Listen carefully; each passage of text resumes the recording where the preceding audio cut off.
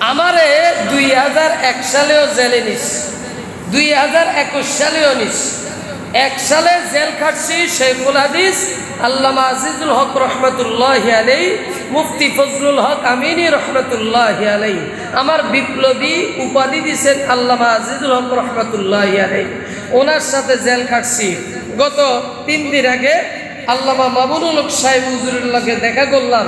তখন আমি বললাম, আমি আপনার বাপের সাথেও জেল খাটছি, আপনার সাথেও জেল খাটলাম, অতএব আমি 2 নূরের অধিকারী, এবার আমার দিবেন কি? কয় আর কি দিব, দোয়া দিয়ে দিলাম। আমি তো দোয়া তো সবাই দে, আপনি স্পেশাল কিছু দিবেন না? এবার একটা মুচকি হেসে দিয়া বলতেছে, যাও কাজ করো, দিনের কাজ করতেই থাকো।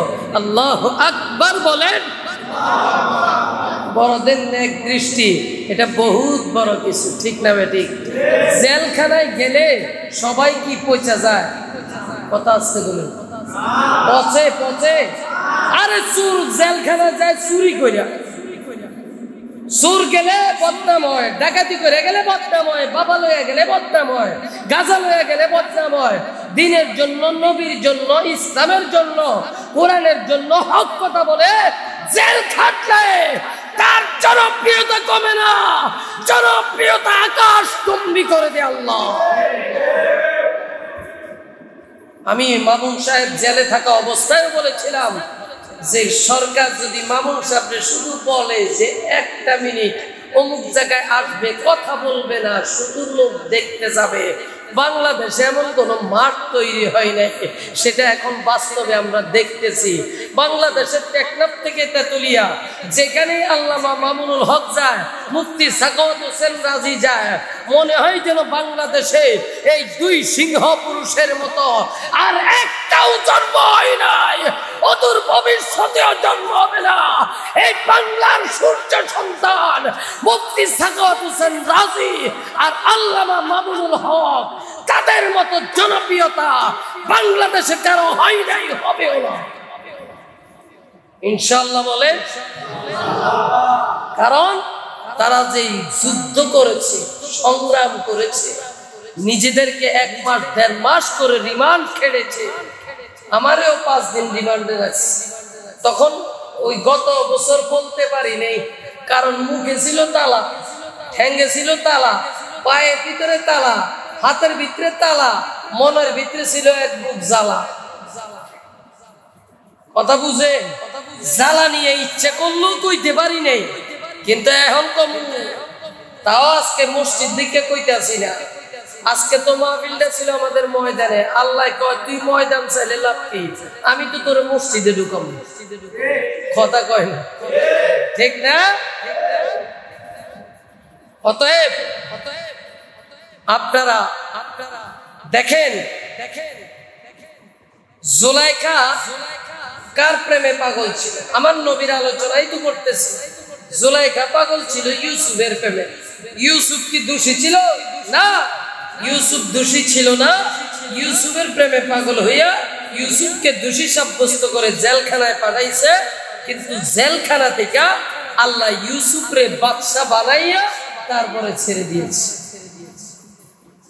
এটা আমার আল্লাহর লীলা।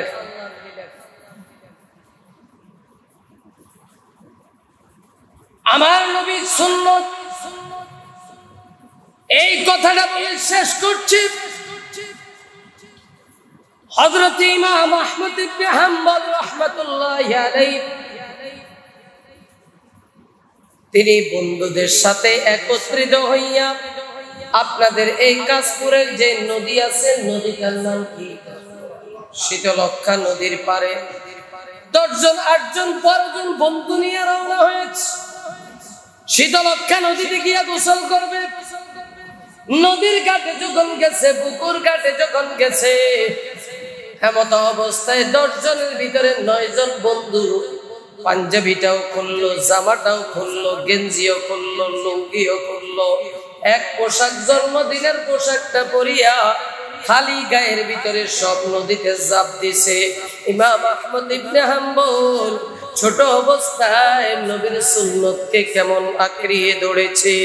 এমত অবস্থায় ইমাম আহমদ ইবনে হাম্বলকে ডাক দিয়া বলে, হে দোস্ত আয় আয় আয়, তুইও সব পোশাকগুলো খুলে ফেল। পোশাকগুলো খুলিয়া পানির ভিতরে লাফ দে। এমত অবস্থায় ইমাম আহমদ ইবনে হাম্বল ডাক দিয়ে বলে, না আমি পোশাক খুলতে পারবো না, অতএব আমার পক্ষে নবীর সুন্নত ছেড়ে দেওয়া সম্ভব না। এবার 9 জন বন্ধু ডাক দিয়া বলে, রে আজকে দেখা তোর সাথে দিলাম আরি, তুই একা একা চলে যা তোর বাড়ি, তোর সাথে আমরা কিন্তু আর নাই। ইমাম আহমদ ইবনে হাম্বল রাহমাতুল্লাহি আলাইহি চলে গেলেন বাসার ভিতরে, বাড়িতে চলে গেছে। বন্ধুরা দিছে আরি, ইমাম আহমদ ইবনে হাম্বল চলে গেছে তার বাড়ি। রাত্রে বেলা ঘুমাইছে, ঘুমের ঘরের ভিতরে ইমাম আহমদ ইবনে হাম্বল স্বপ্নের ভিতরে দেখতেছে, তাকে স্বপ্নের ভিতরে এসে ওই মদিনা থেকে আপনার আমার নবী ডাক দিয়া বলতেছে, আহমদ ইবনে হাম্বল তুমি কি এত মনে কষ্ট পাইছো? তোমার বন্ধুরা তোমাকে তাড়ায় দিয়েছে আমার সুন্নত জিন্দা করার জন্য। তুমি যখন আমার নবী, আমি নবী মুহাম্মদের সুন্নত জিন্দা করছো, আর তোমাকে তারা তাড়িয়ে দিয়েছে, বন্ধু থেকে খারিজ করে দিয়েছে, কোনো টেনশন করিও না, তোমার বন্ধুরা তাড়ায় দিলে কি হইছে, আমি মুহাম্মদ তোমার বন্ধু হইয়া গেলাম। শুধু কি তাই না, ডাক দিয়া বলে, তুমি ক্লাসের ভিতরে পড়া কম পারো, হা করো। আমার ইমাম আহমদ ইবনে হাম্বল হা করেছে। এমত অবস্থায় আল্লাহর নবী মুখ থেকে কিছু লালা মোবারক ওই ইমাম আহমদ ইবনে হাম্বলে জিহ্বার ভিতরে দিয়ে দিয়েছে। সকালবেলা ঢুক গেলার সাথে সাথে ফজরের আজান হয়েছে, নামাজ হয়েছে।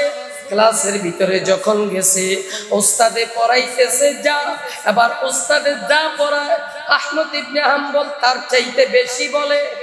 উস্তাদে পড়ায় সূরা ফাতিহা, সূরা ফাতিহা আলহামদুলিল্লাহ, সে বলে আর রহমান। উস্তাদে বলে মালিক ইয়াউমিদ্দিন, সে বলে ইয়াকা নাবুদু। উস্তাদের চাইতে ছাত্র আরো বাড়ায়া বাড়ায়া বলতেছে। উস্তাদ মনে মনের ভিতরে ভয় পাইতেছে, কোন রকম হাত পাও কাঁপিয়া ক্লাস শেষ করছে। শেষ করে আহমদ ইবনে হাম্বলকে হুজরার ভিতরে, কামরার ভিতরে ডাক দিছে। ডাক দিয়া কয়, কি ব্যাপার, তুমি তো আগের আহমদ ইবনে হাম্বল না, তুমি কে, তোমার সাথে কি ঘটনা ঘটছে বলো। ডাক দিয়া বলে, উস্তাদ জি, গতকালকে আমি বন্ধুদের সাথে শীতলক্ষা নদীতে গোসল করতে গিয়েছিলাম। বন্ধুরা বিবস্ত্র অবস্থায় পানির ভিতরে ঝাঁপ দিয়েছে, কিন্তু আমি ঝাঁপ দিতে পারি না। আমি নবীর সুন্নত জিন্দা রেখেছি, সুন্নতটা ছেড়ে দিই নাই। এই জন্য নবীজি আমাকে স্বপ্নের ভিতরে তার বন্ধু বানিয়ে নিয়েছে, আর লালা মোবারক আমার জিহ্বার ভিতরে দিয়েছে। ওস্তাদ বুঝতে আর বাকি নাই, ডাক দিয়া বলে, রে আহমদ ইবনে হাম্বল, আর কিছু নয়, ওই লালার মধ্য দিয়া তোমার সিনার ভিতরে আল্লাহ তাআলা ইলমে নববী ঢুকাইয়া দিয়েছে। আমার নবীর সুন্নতটা চিন্তা করলো। আর অথচ আমরা শুনতাম বাংলাদেশের নাকি 1 নম্বর ধনী না 2 নম্বর ধনী, শয়তান নাম্বার 1। কথা কয় না, সালমান এফ রহমান শয়তান নাম্বার 1। কত বড় বাটপার, কত বড় বাটপার, কত বড় শয়তান। বাঁচার জন্য দাড়ি শেভ করা, ফোন শেভ করা, নৌকা দিয়া বাবা। আগেই তো বলছিলাম নৌকাতে বেশি লোক উঠতে নাই, উঠলেও নৌকার ভিতরে লাফালাফি করতে হয় না, দোয়া ইউনুস পড়তে হয়, না হলে যেই কোনো মুহূর্তে কাল বৈশাখী ঝড় এসে নৌকা ডুবিয়ে দিবে, নৌকার যাত্রী সব ডুবাইয়া মারা ফেলাইব। অবস্থা তো তাই হয়েছে, কথা কন নাকি? কোথায় গেল আজকে শয়তান?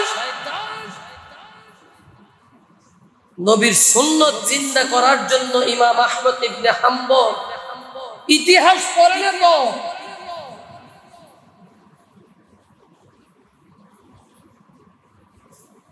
পড়ে না তো গোড়ার দিব, মনে করে যে মোল্লা মৌলবীরা কিছুই বুঝে না। আরে বেটা, মোল্লা মৌলবী যা বুঝে তোর ইয়া বুঝতে গেলে হুজুরে পরের বাড়ি খা আর খালি নাকটাই না ঘুমা। কথা কয় না, কয় না? আপনাদের এলাকায় কয় না? কইলে তো আর এই হুজুরের 14 বছর রাখতে পারতেন না। Presents by Kuakata media centre. হক্কানি আলেমদের নিত্য নতুন ভিডিও পেতে আমাদের চ্যানেলটি সাবস্ক্রাইব করুন। কুয়াকাটা মিডিয়া সেন্টার, ইসলামিক বিনোদনের বিশ্বস্ত সঙ্গী।